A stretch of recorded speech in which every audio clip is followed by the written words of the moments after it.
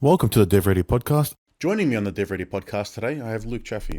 For those of you that are new here and haven't listened before, I haven't really met Luke before. We had a quick call a while ago just to see if he was a good fit for an episode, and he's on, so he definitely was. What I'll do, I'll hand it over to Luke and let him introduce himself. Again, Luke, thanks for joining me. Thanks, Anthony. My name's Luke Chaffey. I'm a managing director of AIWise. We help companies who think they need or know they need AI, but don't know where to begin. Just a quick background on myself. So I started out in web development 15 years ago.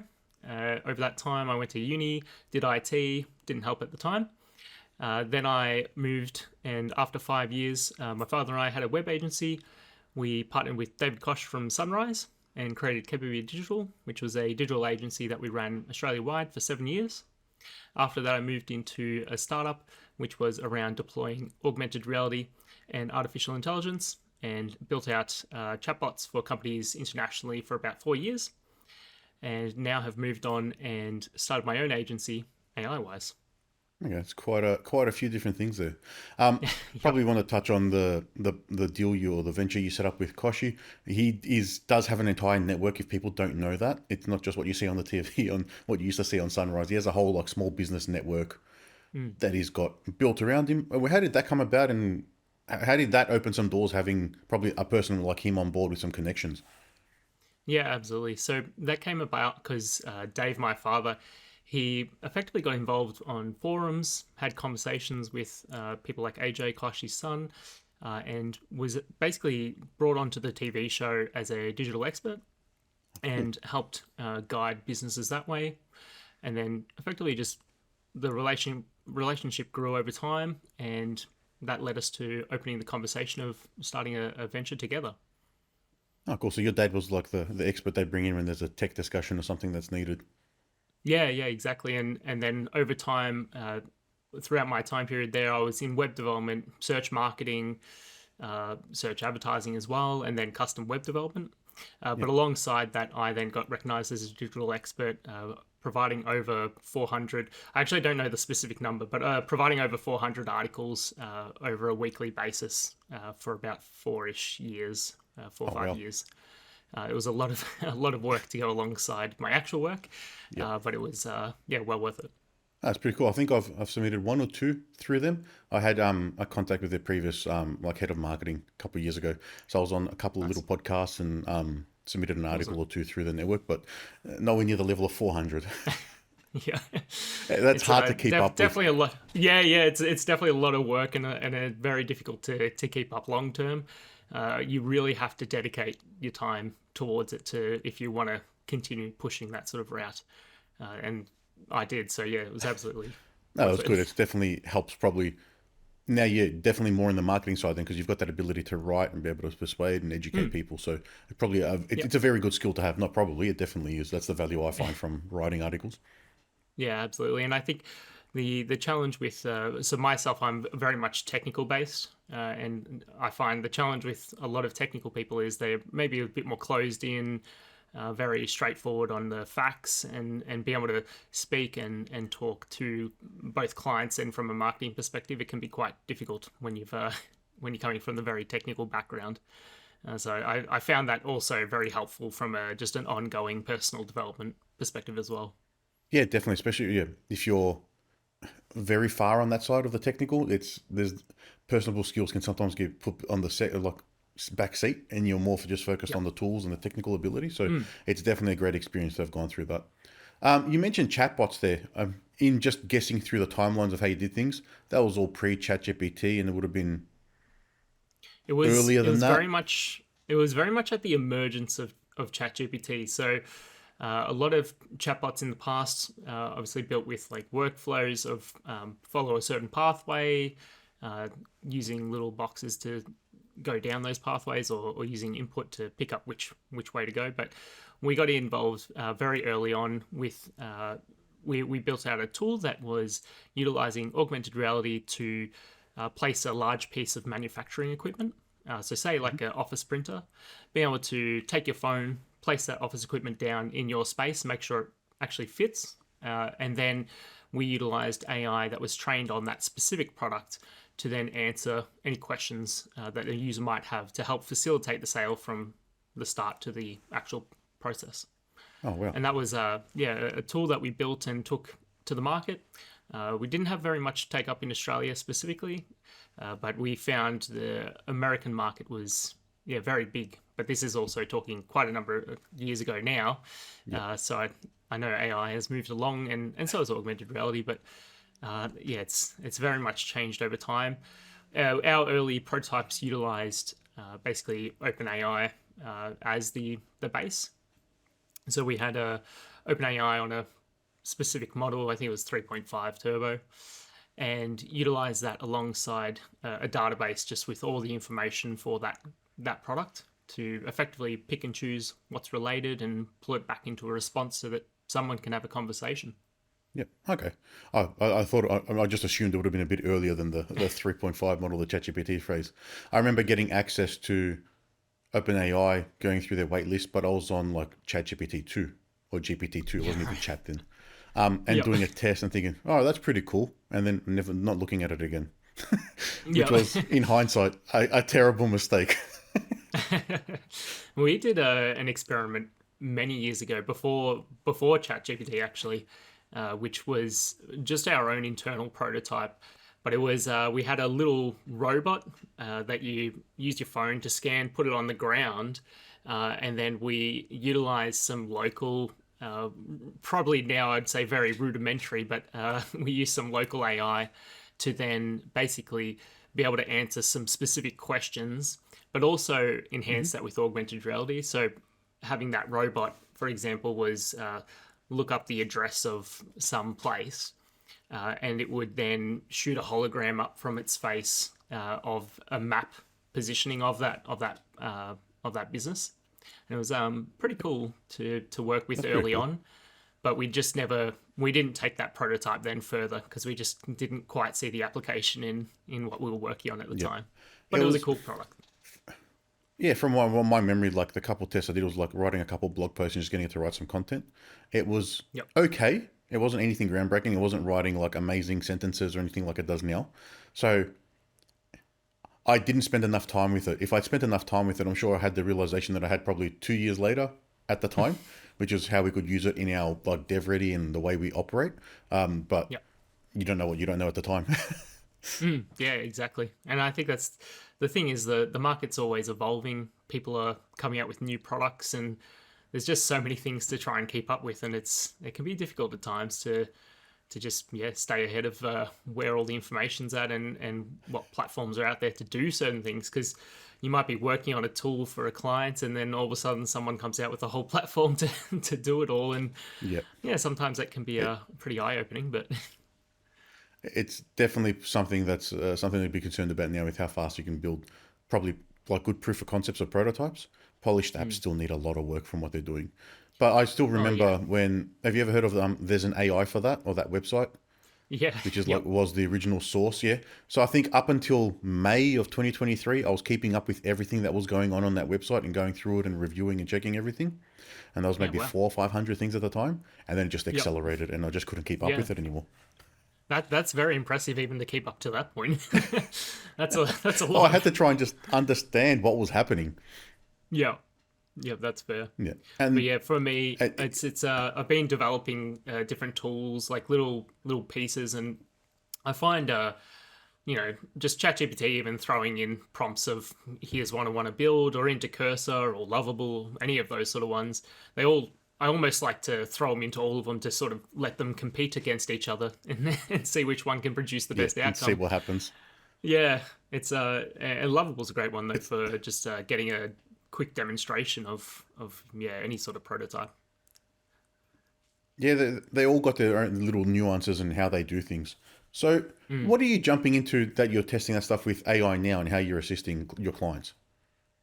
Yeah, so for myself, what we do is we come through and build out, we sort of work in a few different chains, sorry, I should start with. We come in with businesses who think they need or know they need AI, but don't know where to begin, and help either build out a strategy, a roadmap, sort of trying to find, here's the opportunities that you have to hand, and then let's present those and quote on effectively, can we implement those for you? Or it might be, hey, we can hand those off to your dev team and they can get involved. And then alongside the implementation, we also do training and workshops. So basically helping leadership teams understand where AI fits and educating them on what it can do and where to take it. And so from a implementation perspective, some of the biggest things that we're doing at the moment is a lot of automation workflows and also a lot of, effectively, I'd say, proof of concepts. So building out little tools that the company then might choose to, well, let's bring that into production and actually bring that live to the website or to whatever state they require. So it's very much a lot of automation in there, though. And it's really interesting to me because AI, the word AI and what AI is seen to be able to do now has brought out the word of automation.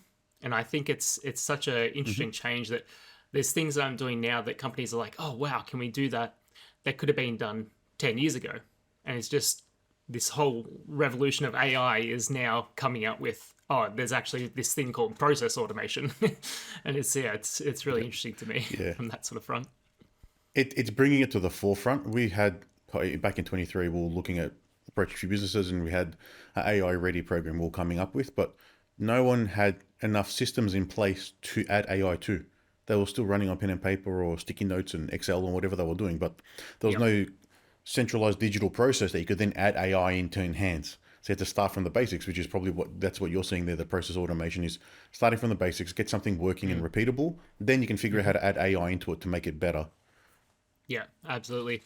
And I love being able to just bring AI in for those little pieces in the automation flows as well. Because like I'm sure you saw it as well, that typically in the past you have to stop, then start again once someone's actually made some sort of action. Just having AI in there to make some sort of influence, make some sort of decision really helps just make that whole process flow through further rather than, the whole start and stop sort of side of things. I'm loving it's not just that. if else anymore. Yeah. There's a little bit of fuzziness you can introduce, which can help self-categorize things. Yeah, exactly. On the automation side, are you sort of using those automation tools like Make, NAN, Zapier, or are you doing programmatic in code? Yeah, it's really interesting. It's a bit of both. My preference, personally, because I have the coding background, is to utilize like Python. But I have a few clients that definitely want to have access and have the ability to manage that automation going forward. So for those sort of guys, I would typically move to like a Make because it's, nice and easy, nice and visually pretty to utilize. Yep. And can handle the majority of the tasks. I found in Make, though, sometimes you got to get some little weird workarounds to make things work. Because for one example, like I had a tool that was just a proof of concept to write a blog. And what I wanted it to do was firstly take some title that's been produced and give me effectively like an outline of that post, of what section should I have. For each section, give me a little description of what I should be writing in it. And what I wanted it to do was go through and then iterate through each of those sections and write the content for it. And then be able to refer back to that content when it's writing the next section. And that feels like it should be relatively simple in Make, but the iteration process, the way it works, there's not like a global variable that you can save that blog content to. So it required me to store it temporarily in like a Google spreadsheet, load it in each time and save it. And then it's just like, there's these little workarounds that it's fine, but you wouldn't want to have to do it at mass. And especially when I'm looking at it from like a Python perspective, I'm like, I could do that so simply. Yeah, I find NAN's a little bit easier on that level if you're a developer because it's got more of those control flows where you can set up conditions, switches, for loops and things, and there's variables that you can define along the way. But yeah, there's definitely a place for tools like that. I find with businesses, it's quick to get something up and running if you want to test it, and then you can iterate off it fast. Where we're implementing the programmatic ones is more inside systems, where it's part of an existing workflow that we've built in the platform, and it needs to then extend the workflow or take steps away from a person because the person was only there because they had the natural language processing ability to read things, where you didn't have to then code every single case.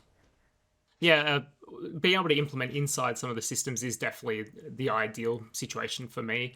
I think having to take it out to Make or into even Python code, like it is definitely taking a step of, I have this workflow here and I'm almost bringing it out to its own system to then do the processing and take it back in. And it's a really a Yep. question of, well, where do you want to sit that automation process more than anything? And it can be a little bit tricky at times to want to marry between a system versus having its own processing sort of side. But there's definitely Yeah. different benefits to both. The other ways to look at it is if it's part of an MVP, you may use one of those platforms in the background. And then when Yep. you're ready to scale, you can then bring it internally because that way your development cost, time, and effort is reduced just to quickly get something up and running. And then there's less infrastructure you need to worry about. Because depending on, I'm not so sure what sort of automations you're running, there's certain infrastructure you need to get running. You might have to go to containers and then you end up having agents, and there's a whole other level of orchestration you need to worry about. Yep. Yeah, absolutely. So, with the businesses you've been working in over the say the past few years, what are some of the common things that you're seeing that people are like not common mistakes or issues or like misjudgments that businesses are making when they think of this AI space, and now that they've got to jump on board? Yeah, absolutely. So I think one of the biggest challenges that I see is people thinking that AI is only for bigger companies. And I think ChatGPT has really helped flow through that whole side of no, it's for anyone.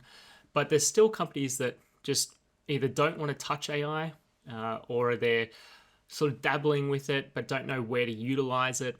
And that's where I see the whole introduction to ChatGPT or Gemini or whatever model they want to utilize. Just getting in there and actually starting and using it to begin with is honestly the biggest starting point.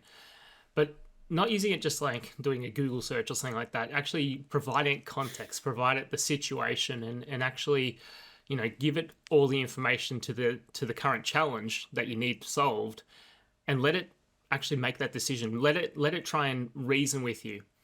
The main problem with doing that, though, is also sometimes it lies. So utilizing it for new topics can be an issue. For me, I've tried utilizing it in areas that I don't know in my own business. So like a lot of the admin sort of side that I've never traditionally really had to touch, but now need to. And it's lied to me, and I've had to get double checks. I've had to fact check with other people that I know to make sure that, hey, is this information I'm getting actually correct? So I find using it for information that and subjects on that well enough, it's really a great tool. Using it in areas that you don't quite know, it can be handy, but you got to be really keeping your eyes like. If you think something's not quite right, honestly, get a second set of eyes. Yeah, it That's probably isn't. my thought. Yeah. Yeah, it's hard, especially when you don't know the domain or the area that you're trying to work in. If you have a cursory level understanding of a specific industry, then yeah, what it tells you, you can then fact check yourself almost to a degree. At least you'll get the gut feeling to know, yeah, this is right or wrong. If I was to start talking about brain surgery and going into it, it could rattle off any scientific sounding term, and I think that's a real part of the brain or the body, and I wouldn't even know. But yeah, Yep. it's like you said, fact checking it, but also getting it to check itself and say, all right, verify what you're doing. Is this correct? And then on the second time, it might change and say, no, this was wrong, or give it to one of the other models and get them to compete against each other. Yeah, absolutely. And I think the one of the challenges with the model that's out at the moment is it's very much sympathetic to, yes, this what you said is correct. It's very agreeable on what you want to hear back. And so you really need to make sure that you don't take it for what it's saying, because it is very much trying to be appeasing to, I want to help you no matter what. And it's Yep. a little bit dangerous from that sort of front. Oh, definitely. I think there was an update a couple of weeks ago, or maybe a month ago, now where they had to roll back a release they did on OpenAI because they will say every idea someone would come up with was the best idea. They were calling it a sycophant. So it was my just God. overly Yep. positive. I think someone said that they were going to start selling poo in like mail out poo to people. It was like, yep, this is an amazing business idea. You're going to take over the world, and it's like it was just encouraging it. Yeah, that's crazy. It's interesting how we now have to learn how to work with it, not just have it do the job, which is what everyone expects. I think that's what most businesses and clients they just think, yep, just use it and it'll just do everything for you. Like it's gonna get it right and it'll know everything. But unless you spend the time with it, you don't know the little nuances and all the little technicalities and difficulties you have in trying to get it to be correct, then Yep. repeatable and consistent. I think that's the hardest part.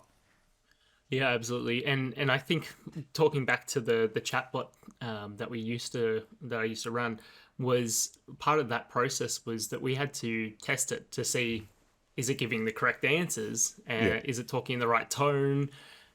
Is the representing the company correctly? And in that sort of process, we built out a mass tool to bulk ask questions and get the answers back, but then also to check against itself of, hey, here's all the information that you have to hand about this product. Can you check it for these 5 different factors? And basically, we wanted to make sure, was that information that it's providing back actually factual? Is it relying on the information that you've been given, or is it making it up? There was a few different angles that we looked from, and we needed to effectively give assurance to the client without them having to go through and test hundreds of different scenarios of, yes, this is definitely going to give the right answer, and you don't need to worry about it lying or providing some sort of information that it shouldn't. And it's a very time consuming process to build that out initially. Yeah. And then once we had it, then it became a lot nicer. But yeah, it was very tricky to basically get an AI to get the answer, but then to get an AI to say, was that correct or not? Yeah, so you built your own evaluation framework, which Yeah. is like a must now these days because there's no other way to test what they're doing besides gut feel Yep. and reading and go, yeah, I ran it a couple of times. It seems correct. But it also Yeah. depends on the domain that you're building it for. Where in your use case, it has to be correct because it's referencing information. So if the information comes back, it can only come back one way. It's right or wrong. Like there's no gray. I think I've had a little bit more flexibility in our DevReady system because we're using it creatively. So there is no right answer. Like I don't have the ability to say, yeah, this is correct every single time Yeah. because it's helping you design a system, and each system it can always be a little bit different. That doesn't matter, and you want that creativity to come back, so then everything's the same. Yeah, absolutely. And I remember early on in my testing of utilizing OpenAI to get responses, I set the temperature. This is a rookie mistake, but I hadn't read all the documentation, so I set the temperature to 0 because I wanted a consistent answer. And little did I know that 0, despite it being what I thought would be give me a consistent answer, actually meant I'll choose any temperature. And so it gives Oh, a right, random okay. I didn't temperature even know every it did single that. time. Yeah, and that was on 3.5. I don't know if it does that anymore. I haven't actually looked and Okay. found out if it still does that. But yeah, 3.5 with the temperature 0, it actually just meant that chooses a random temperature. So I ended up changing it to 0.1, and then we got much more consistent results. But yeah, Yeah. that was a RTFM moment. Yeah, that would have taken you a while to figure that one out Yeah, yeah. as well. So in some of these implementations, what's some of the feedback you've had from clients about the benefit they're getting, but more sort of like how they're repositioning their time? Because I'm guessing there's a time saving that they're attributing all of this to. It's not just extra value. Yeah, so a lot of the times the automation is to cut out pieces where people were going to do manual work. So one example is we have a client that has a company that's referring clients into them, and a lot of that work can be done without actually having a conversation, but their current workflow is just we will have a conversation because they have no other way to facilitate. And so what we're doing is we're effectively we've built out a pipeline that brings out the more valued customers and sends them in for a conversation. And then for the other ones, be able to still facilitate them and get the right information to them.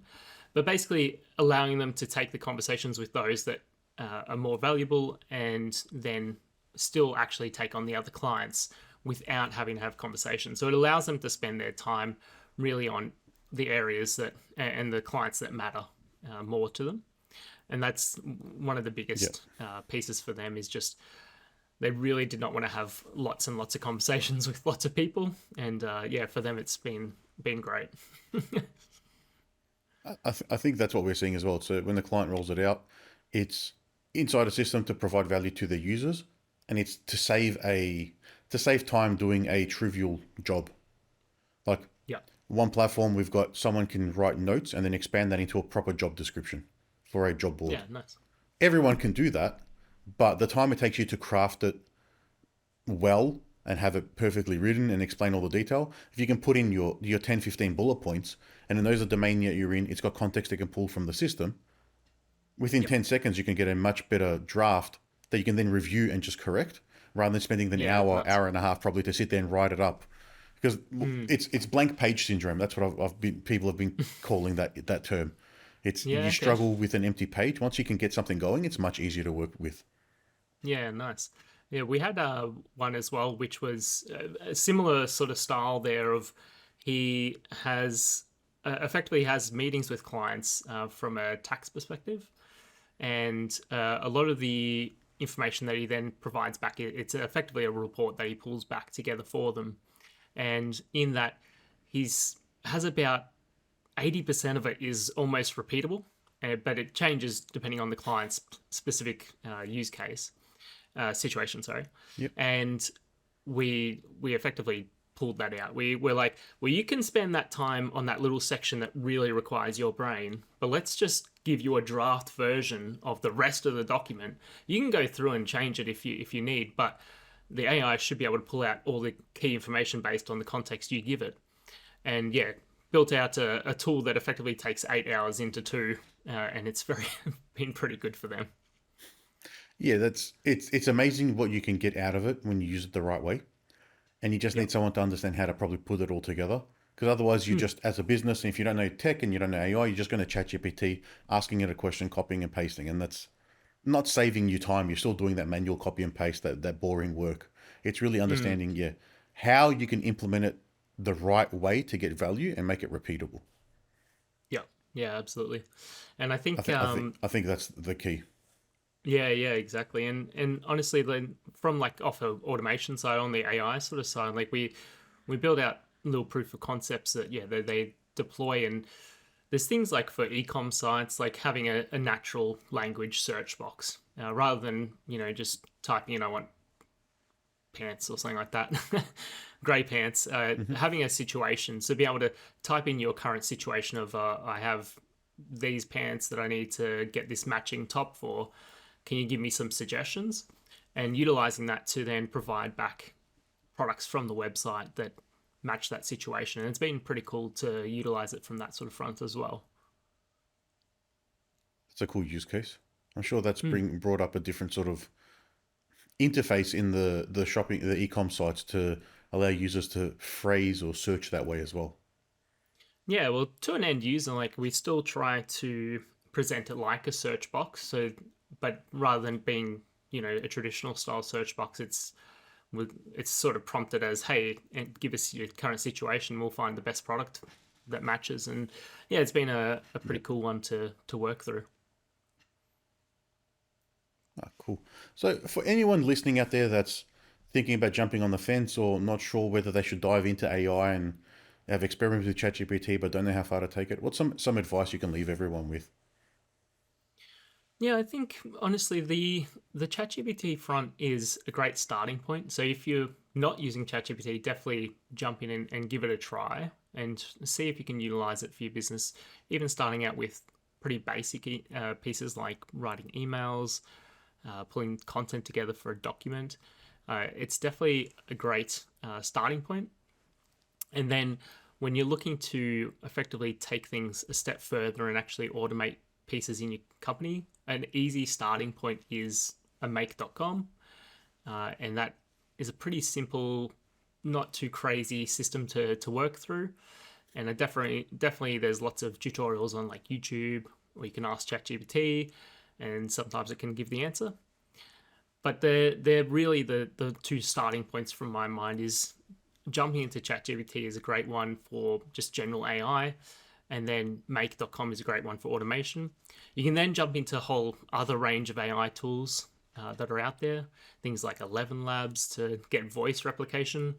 And there's a whole range out there that I'm not going to go through every single thing. We Yeah, just wouldn't have the time to list them all. it's no, yeah, I know there's just so many.